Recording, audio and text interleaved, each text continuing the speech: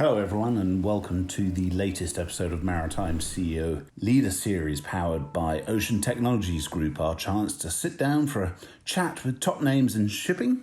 And today we've got an insurance focus. Paul Jennings, CEO of the North P&I Club and current chairman of the international group of P&I Clubs. First up, Paul, well done to you and your team at North. Your website has been a great information resource during this crisis, and I recommend everyone take a look at it.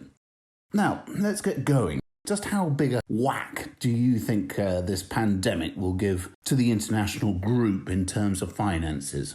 Well, thanks for that, Sam. Yeah, and it's a pleasure to have the chance to have a chat with you as well. We're actually club-wise at North, and I think within the international group, pretty busy at the moment. It's one of the industries, I guess, that whilst shipping is suffering from the effects of COVID-19 and the pandemic, I think we've probably never been busier in terms of the advice and guidance that we provide, and you alluded to that in terms of what's on our website. In terms of the hit for the P&I clubs, I think clearly we're not going to be immune. Any of the clubs won't be immune to this, and we all carry significant reserves. Significant parts of those reserves are invested in equity and volatile markets. So there has been some impact on the clubs inevitably. I can't speak for all of the clubs. The reporting season comes out now.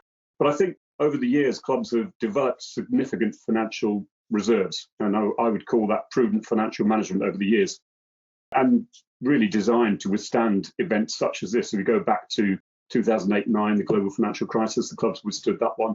I think since then they've recapitalised extremely well. So I don't expect this to be a major significance for the clubs in terms of the financial standing.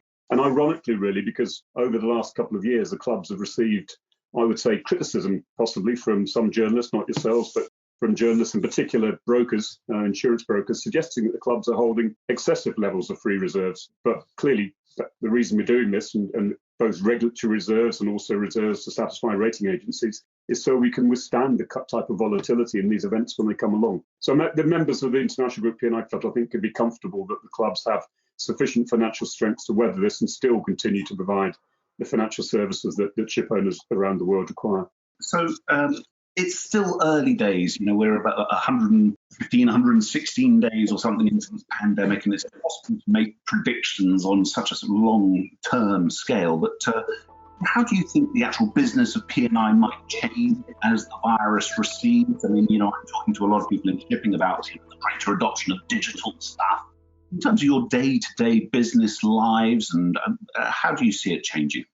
I think we've all learned to adapt pretty well, haven't we, over the last 5 or 6 weeks? We've actually at North, we've been into sort of working from home lockdown a little bit earlier. I'm not saying we were particularly prescient, but we knew the direction of travel, so we got ourselves ready, and we went down a week ahead of the official lockdown in the UK, and some of our overseas officers ahead of that.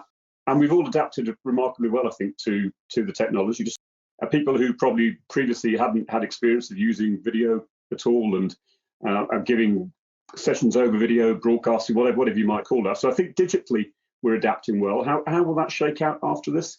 Well, I think all businesses, and particularly global businesses that rely on travel and the personal side, will have to take stock, I think, and come back a bit and say, do we need to do the amount of traveling we've done previously? I mean, I hope that we don't ever just substitute personal contact and the personal nature of business, and particularly the case in shipping.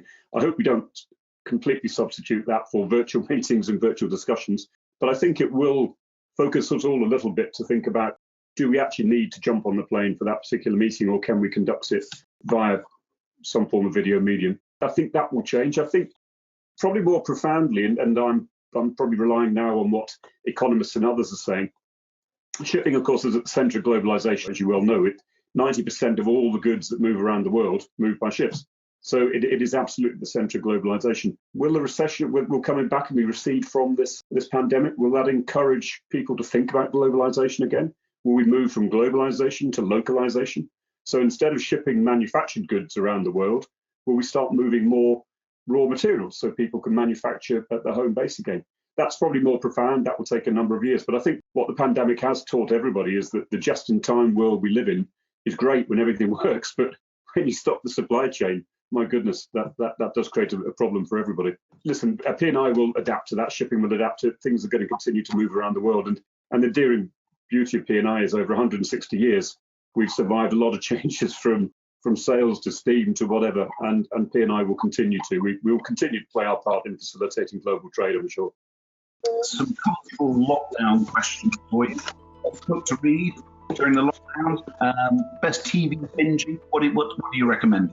I've to go with the TV first because of the technology. I've gone back to watching Spooks, which is a UK production based around MI5 and what MI5 had done over the years. And actually, if you go back, and I'm sort of back at series 1 and 2, this is probably over 10 years ago. It's fascinating to watch the technology they're using then, which we would have thought was amazing stuff and that we're all using now to communicate with everybody. So that's quite good escapism stuff. Unashamedly, what I'm reading, and I'll show you because I've got it here, I'm missing sport. I'm missing cricket in particular. So I'm reading cricketing book. This is a great Mike Brearley, probably the greatest English cricket captain of modern time. Hopeless batsman, but great captain. Has some difficult characters to deal with, such as Botham and Gower, etc., but managed them terribly well. And actually, out of this, there's probably some lessons you get on leadership and how to deal with things in adverse circumstances. So that's quite a fun read at the moment. I can see that you like sport, because part of the joy of doing these interviews at home is the Augusta thing behind you. Oh, yeah. Well, look, thank you very much indeed for your time. We will be back on Thursday, and in the meantime, everyone, stay safe and sanitize. Thank you.